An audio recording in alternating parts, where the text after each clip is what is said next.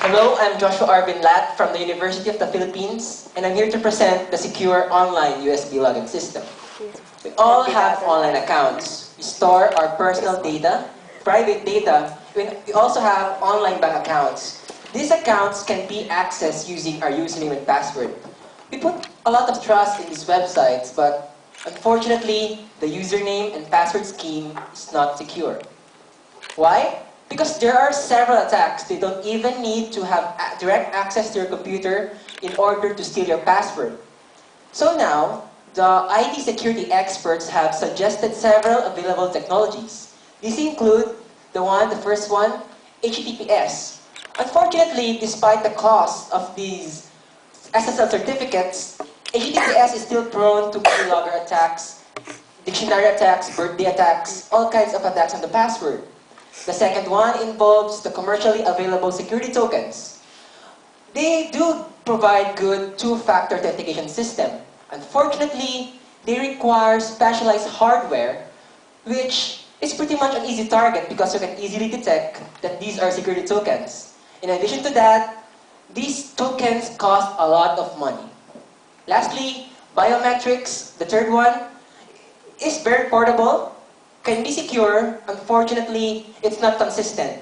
You don't want to use a system which works right now, but later it won't work.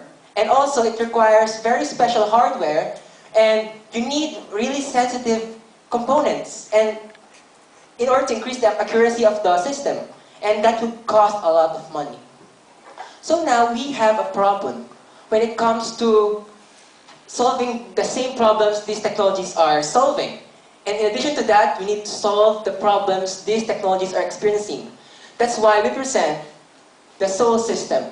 What is the main objective of our research? The main objective of this research is to transform an ordinary hardware device into a security token.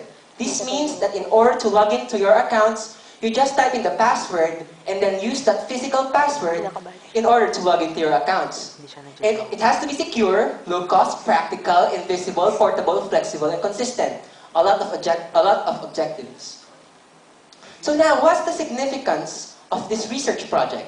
It means a lot to the online world. Why? Because these problems that millions of users have been facing, all of these can be solved by the SOL system because the SOL system increases the strength of the authentication process, and thus crime can be prevented and limited. The opportunities that these hackers have are pretty much less with the SOL system.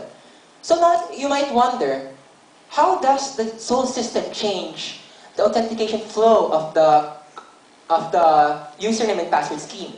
It's pretty much simple. Instead of just typing in the password, you just select the image file stored in the security token. Then you click login. Pretty much it. Almost similar except for the select the image part. So are you here? Really? Did you get that? Okay. Next, how do we attain the objectives we just presented earlier? In order to do that, we built and designed a system which is composed of three major parts. The first one, the top one, is the website using the SOL system software development kit. This one, the handshake hands. This one is the trusted third party, which primarily acts as a storage of public keys. You might want to ask, why do we need to store the public keys of these entities? It's simple. We use these public keys for hybrid crypto system. Hybrid crypto system ensures the secure transfer of data from one entity to another. We use that public key to transfer very little amount of data into another entity, which means that we're going to send the shared key to the other side. This is the key establishment procedure. Now that we have the shared key on both sides, we can now send any amount of data from one entity to another. And that's pretty much what the hybrid crypto system does. Here's my favorite part, the signed Java applet. The signed Java applet is embedded in the websites.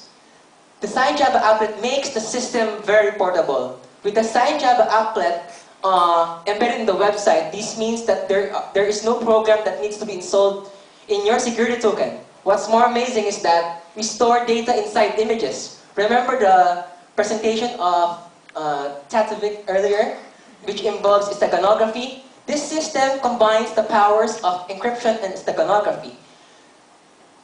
We first encrypt the data using the password of the user, and then hide the data inside the image file using steganographic techniques. So now you see a very simplified diagram of how the data is transferred from one entity to another.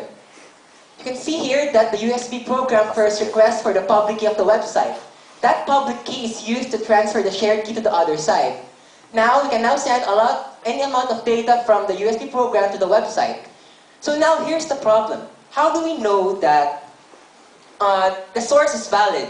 It's simple. We use the private key of the USB program, of the USB flash drive, to sign the data to be transferred to the website. Then the website simply requests the public key of the USB from the trusted third party to verify the integrity of the source. In order for us to achieve our research, we created a cross-language cryptographic library. This library allows secure transfer of data between any two languages. So in our case, we were able to support Java, Python, and PHP. We also created a software development kit which allows the Soul system